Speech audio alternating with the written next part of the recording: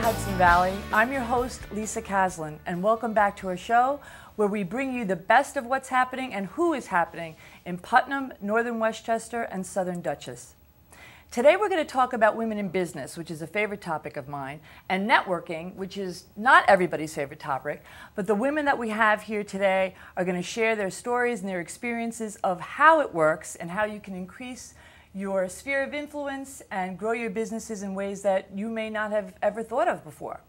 So without further ado, let me introduce you to my panel of guests. First, we have Jamie Imperati, who is the president of Professional Women of Putnam and Professional Women of Westchester. Welcome, Jamie. Thank you, Lisa. We have Donna Doria, who is a mortgage lender with Everbank. And we have Pam Blecker, who's in real estate sales for Keller Williams. And we have Pina, Lita, who is a real estate attorney locally here in Putnam. Welcome, everybody. Thank you. I'd like to kick it off with some questions for Jamie, because Jamie is the head networker, because she's the president of two networking organizations. So I want you to tell us a little bit about what Professional Women of Westchester and Putnam do and how you help women in business. Thanks. Thank you for having us on the show. Professional Women of Putnam and Professional Women of Westchester are local networking organizations for enterprising women. We're going to be coming up on our 5-year anniversary in the spring for Putnam, and we are a membership-based organization. We host monthly networking events at various restaurants around the counties, and we have guest speakers at each of our events. And one of the things that I like to pride the organization on is bringing education and different ways to learn and grow your business to the members that attend. So I feel that regardless if someone's been in business for 5 months or 20 years, there's always new things to learn. And we like to bring the guest speakers in on marketing, business development, different topics that'll help you grow your business and make more money. Another thing that makes the organization special is that we like to tie our events into helping the community and have our events benefit various local not-for-profits. One of the events that we recently did this summer was held to benefit Putnam CAP, which is the Putnam Community Action Program, and we helped them with their school supply drive. So every woman that attended our event was asked to bring in a donation of school supplies, and we collected a ton of items that they needed that will help the children locally in Putnam County. Some of the events that we have scheduled for this year to help local not-for-profits are our October events, which are to create awareness for breast cancer. We're going to be having an event to benefit Support Connection, and we're going to be having an event to benefit Gilda's Club in Westchester. That's great. So those dates will be announced on our website shortly, which you could check out. And also our holiday parties will benefit local not-for-profits. We'll be doing it for the Putnam Northern Westchester Women's Resource Center and for Hope's Door in Westchester. Wow, that's a lot of stuff. I'm surprised you have time to actually network with all that's going on. So you just mentioned that your 5th anniversary is coming up. Yes. That's a big accomplishment because a lot of networking groups come and go. You really do have staying power. What do you think is your secret sauce? How do you keep people coming back? Well, I'll tell you a few things that I think help contribute to the secret sauce of the organization. The first thing is the speakers that we do have that attend. I always thank everyone for attending the events because to me, it's a big deal to have someone take 2 to 3 hours out of their schedule to come and be a part of my organization. So for them to do that, they're coming because they're learning, they're networking, and they're around quality women. And women like to network with like-minded women. And I always say our members are the nicest women. They look to help each other. If Pina sees a woman standing in a corner, she'll go and bring her over to the group and, introduce her and see how she can better, help her to better network. Because a lot of people feel shy or feel like wallflowers or aren't comfortable doing the networking thing, as you said. So we try to get everybody involved and, having members go out and tell their friends and share the word in the community or share, pictures and their experiences via social media with their friends, checking in at places, telling them, that they're at this great networking event. those kind of referrals are the best way, for me to get the word out about the group. Absolutely. So, and I think that's how these three women sitting here in between us got here today. Yeah, I'm dying to hear that. So the proof is always in the pudding, Absolutely. right? So, networking is fun. It's great. You make contacts. But what we really want to do is to grow our business. So when we talked before the show, you guys used the term power team, and I love that.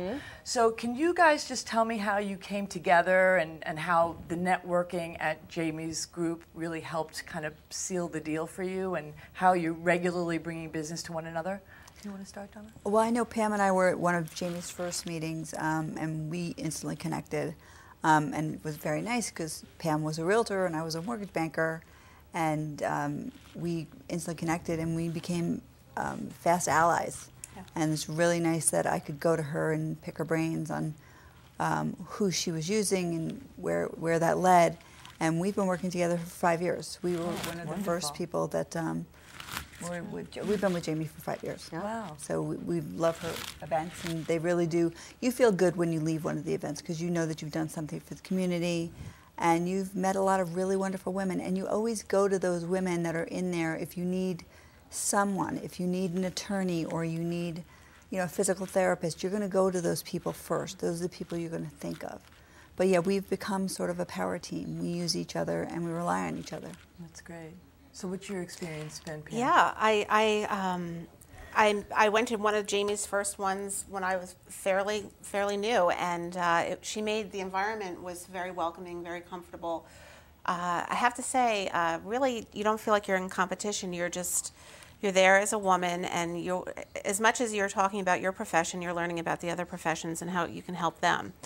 Donna was a terrific really ally to meet because we can really refer back and forth to each other. If I get a client looking for a new home, they need to be pre-qualified first. I'm going to naturally go to Donna. Many times they do it the other way. They go to Donna first, asking, how much home can I buy? This is how much you can. Please go see Pam. So the next step in this scenario of real estate is a real estate attorney. So that is, what we do. And I met Pina. I met Pina through somebody else at the Professional Women of Putnam. So the three of us work literally at a closing table together. When we finally go from getting the client to the closing table, the three of us are sitting there. And what a great experience it is for the end user or the client, because all of you are in sync and you have sort of your process down and you know one another. So that has to be a good experience for your clients as well. Absolutely. Like Pam said, I met Pam initially through a mutual friend, and Pam introduced me to PWP. And through PWP, the three of us, as well as Jamie, we've cultivated our relationship, our business relationship. And so when I receive a referral from either Pam or Donna, I'm confident in knowing that the transaction will go smoothly because we trust each other, we know each other's work, and we know that it will be a successful transaction just because we've trusted each other and we're comfortable with each other through PWP. That's great. I love that. So let's, kind of brainstorm a little bit and talk about some of the issues associated with networking. I did a little bit of research, and Dr. Ivan Meisner, who you probably have heard that name, the king of all networking, he's the founder of BNI. I know BNI's philosophy is different. It's effective for a lot of people, but I know one of the cornerstones of their philosophy is one professional, right, per industry. And I know that Jamie, having experienced her meetings, is quite the opposite. And I think that sometimes actually having peers who are in the same profession ends up being a benefit. You want to talk to that, Jamie? Yeah, absolutely. Two things come to mind. Not everyone attends all events. Right. So if you're a realtor and you're coming to the event that we're going to be having in September, doesn't necessarily mean that, 4 other realtors are going to be there. Pam might be the only realtor in the room. And then Pam had brought up a good point the other day when we spoke. If you're meeting another realtor, she might be the person on the other side of the closing table that you're sealing the deal with. Exactly. So it's good to know who you're doing business with.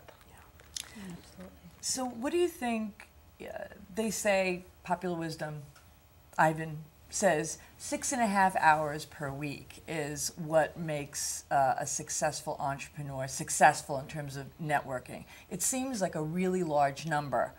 What do you think? How often do you guys network? Not enough. It's not enough? No. Wow, okay.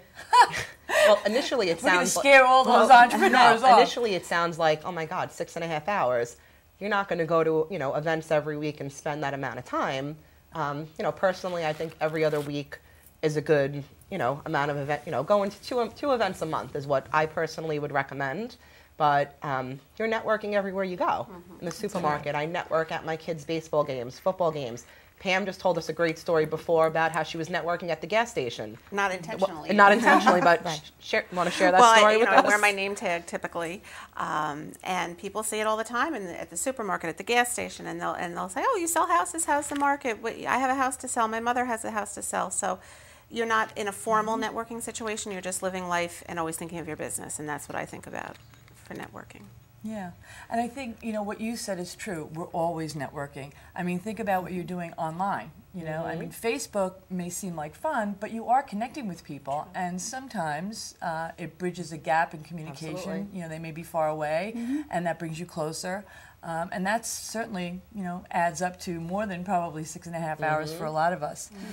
When we think in terms of going in cold to a room, the difference between going into a room that's full of just women versus a room that's a mixture, how does that play out? Are there best practices in terms of walking up to somebody that you don't know? You know, what are your best tips? You know, or how do you sort of break the ice with people? For somebody who might not be used to networking, what would you say to them? Start with a smile and hello. That's really the best way to start. I mean, especially like with Jamie's events, you walk over, you say, hi, nice to meet you. And especially if you're a seasoned PWP member, you feel a little more comfortable with that. If you see someone that you don't recognize, just welcome them. And so you should not immediately hand them your business card and start talking about yourself. No. No. A lot of times their name tags are a big True. Yeah, we tip always off. wear name tags. Because even though it says your name in either the company, sometimes you don't. The company isn't self-explanatory. You don't know what that is. So then that's your next lead-in is, and what is, you know, and we start talking that way. So do you have? Are there a list of questions that sort of help you keep the conversation going? So if you meet somebody that you want to do business with, but you don't know them, and you really want to talk to them, how do you keep it going? Maybe they're not talkative. I keep it on a personal level. Ask them about how they got into their business. Ask them to talk, basically. Be patient with them. If they're new to the group, they might be a little nervous in a large gathering. But I try, because I was like that initially, just to keep it personal. And then eventually, once the trust is there, it'll naturally flow from there. That's great. Yeah, and I always find people like to, you know, I'll ask, are there any interesting projects that you're working on? People like to tout their work. So if you ask that question, that will usually keep the conversation going. Yeah. So does anybody have an opinion on LinkedIn? Does anybody here use it? Have you had any success kind of integrating that with what you do for prospecting? I don't actively. I am on LinkedIn. I don't actively do a lot of social media, which I know I probably should. However, through Jamie's group, I met somebody, and then through LinkedIn, they refound me and said, how could I have forgotten you as a real estate agent? I met you at PWP. I know your face. I know you. But when she was looking for a professional online, she saw me on LinkedIn. But because she had known me already from PWP, she remembered me. So I have a listing because of that, yes. Oh, that's great. So I think, Jamie, you and I were talking, and you know, a very simple best practice for somebody who's thinking about starting a business or is maybe new, when they go to a networking event and they do collect their business cards and they did have some good experiences with people, maybe one of the things that they should do is to go on LinkedIn and immediately try to connect with that person, right? Absolutely. I totally agree with you. That should be their first step. And then the second step I would do is go on Facebook and see if that person has a business page. And if they do, I would go ahead and like that person's business page, Right. because they'll get notified that you liked like it. them. Yeah. Exactly. And they're more inclined Exactly. to like you back and Absolutely. remember you when you do actually make the call, ask them out Exactly. to lunch, right? Right. So do you think that face-to-face will ever be supplanted by virtual Nope. connections? No. No? No. It can't be. We want to do business with someone that we feel has the human, you want that human touch. You want the human factor. Nobody wants to deal with robots. But isn't it hard to get people to carve out time now to have to do a lunch or a coffee? Absolutely. I feel like there's just less time, right? It's true, but if it, you keep working at it, you keep connecting, I think eventually, you can put aside some time to get together and grab a bite to eat or And have I think that's coffee. why Jamie's Forum is really works, because we know in advance when it is. We can You plan. schedule it. We can invite people, and you know that's what you're doing. It's not a spur of the moment type of thing. We can plan in advance. We know the topic. We know who we'll see, and Exactly. we know we'll meet new people. So Actually, it's- that's a great tool too. So instead of maybe inviting a prospect out for coffee, you can invite the prospect who might want business as well Exactly. to a Right. meeting. And what actually happens quite often is, our events start at 6 o'clock. I'll get there at 5 to set up. I have people showing up at 5:15, 5:30 to meet somebody before the event and, have their little, have a drink, have their little meeting, and they're killing two birds with one stone. Yeah. I recently did that. I invited a friend of mine who's in a related business, and she brought another friend. So it kind of works that way. It's a domino effect. So there was 2 new people at PWP. Yep. Yeah. That's great. I want to read a quote to you guys from George Ross, who is or was, I think he may still be, Donald Trump's vice president and senior counsel. To be successful, you have to be able to relate to people. They have to be satisfied with your personality to be able to do business with you and to build a relationship with mutual trust. So what's your best advice for building rapport and trust with your prospects and clients? Well, people want to do business with people they like. That's just the way it is. And people don't want to do business with people they're butting heads with all the time. So the first thing you have to do is listen. You got to listen to what your clients want. So the best way to get business is to keep your mouth shut. Just listen and hear what your client's saying, and then guide them to what you think that would be best for them. And if they disagree, then sometimes you just have to go with what they want. Yeah. So I've heard the term mirroring. Has anybody ever heard that term? Where you sort of emulate the actions and the tones of the other person. That's Without sort of being like insulting, a though, you got to be Exactly. careful. Right. yeah, not mocking, mirroring. Right. Yeah. So I have another question, and this involves men. If there was one thing that, in a business context, you wish you could do more like a man, what would it be? I personally, Go, Jamie. my initial reaction to this question would be absolutely nothing. But if I have to give you an answer, and this is something that I've experienced personally, women don't promote themselves enough, or they don't tout, they don't share their accolades with you. Yeah. For I me agree. personally, I've won awards. I have a whole list of great information in my LinkedIn profile of awards and, nominations and things that I've received. I don't go around saying that when I meet somebody. I think we need to, allow ourselves to pat ourselves on the back more often than not. So Not bragging, not boasting, Exactly. but telling your story. exactly, Right? confidently And telling work- your story. Be more confident. Yeah. But I think that's what I we would do for say. each other. Absolutely, In that group. Right. absolutely. If we introduce Pina, we'll say, "Oh, did you know Pina did this?" Or Exactly. Jamie did that. So I think Exactly. women do that. Maybe men do it, but I know women do it. So So, I mean, it's great if you're networking in an all-woman environment, but we do have to do business with the opposite sex. So I think it's wise advice, as you say, to sort of practice the art of, self-confidence and talking about your positive successes in a way that's just part of the conversation. It's sharing what you do for a living and how you're good at it, right? So on the other hand, if there was one thing you wish men could do more like a woman, what would that be? I think Donna mentioned it before, is listen. I think men go into a situation, they just run in like a bull in a china shop. And I think they have to just step back a moment and maybe listen to the person across from them and find out what their needs are and how they can best fulfill them, and if they'll be a right fit business-wise. And, you know, just to give the men out there, right, advice, they should heed this, because that's the way we want to be sold to, right? We want you to understand our pain points and have a discussion and listen to us, not just try to solve the problem before we tell you what the problem is. Don't try to sell to us immediately. Sell to us immediately, exactly. Any other comments about what men could do better or like women in business? I work with a lot of men.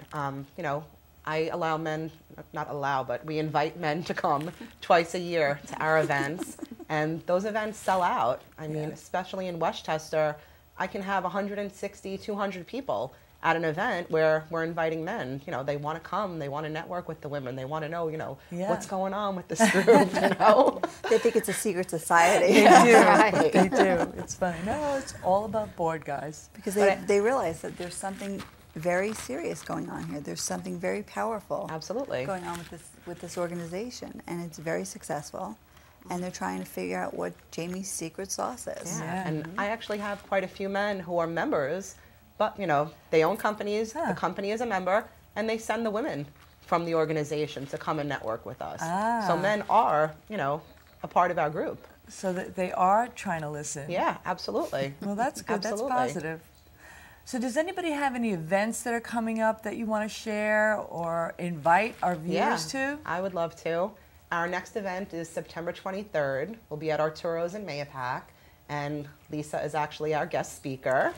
We're going to be doing content marketing. Yep. So details about that event are on our website, professionalwomenofputnam.com. And September 8th, we're doing an event in Westchester at Ruth Chris Steakhouse. And the guest speaker is Julie Cottonell. She's the CEO of Brand Twist. And details for that are on professionalwomenofwestchester.com.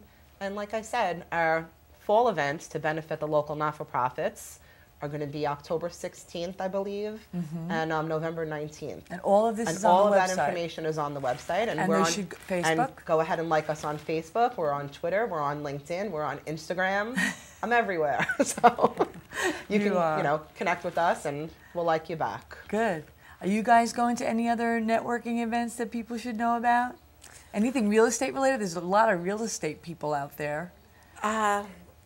We're networking all the time. There's open houses all the time. I'm trying to think of anything real estate specific. The economic development of Putnam County is having a breakfast in September. So that I will definitely be at. Yeah, I will be there too. Former Governor Pataki is speaking, right? So that's and then Monday, September 15th is the United Way of Westchester and Putnam, the Best Chefs Food and Wine event, and that's at the Putnam Golf Club.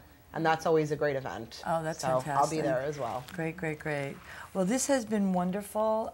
Before we close, I just want to remind everybody that this show can only be good or great if we get your input and feedback. So please visit the site at gooddayhudsonvalley.com and send us an email at info@gooddayhudsonvalley.com. And let us know what you think. Let us know what kind of topics you'd like us to cover. Let us know who you'd like to see on the show. If you have an idea, we're open to everything. There's never a silly suggestion. So again, info@gooddayhudsonvalley.com. Thank you again for tuning in. Have a great day, Hudson Valley. Thanks for the opportunity, Lisa. It was great. Thank you.